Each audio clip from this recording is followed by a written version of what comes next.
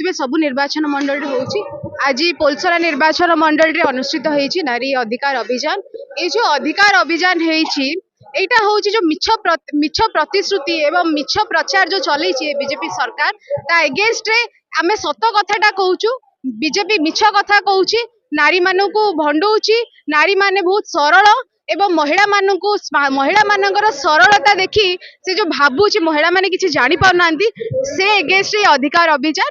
ଏବଂ ଆଜି ଦେଖୁଥିବେ ଆପଣ ପୋଲସରା ନିର୍ବାଚନ ମଣ୍ଡଳୀ ହଜାର ହଜାର ସଂଖ୍ୟାରେ ମହିଳା ମାନେ ଏଇଠି ଏକତ୍ରିତ ହେଇଛନ୍ତି।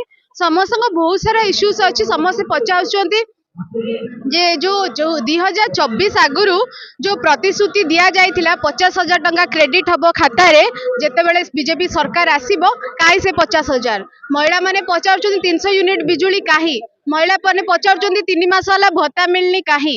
ମହିଳା ମାନେ ପଚାରୁଛନ୍ତି ଦରଦାମ ବୃଦ୍ଧି ହେଇ ଚାଲିଛି, ଗ୍ୟାସ୍ ପ୍ରାଇସ୍ 6 ମାସରେ 6 ଥର ବଢିଲାନି, पेट्रोल डीजेल प्राइस 10 दिन 4 थर बढ़लानी। ए सबू को लेकिरी महिला मानकर जन आक्रोश अच्छी।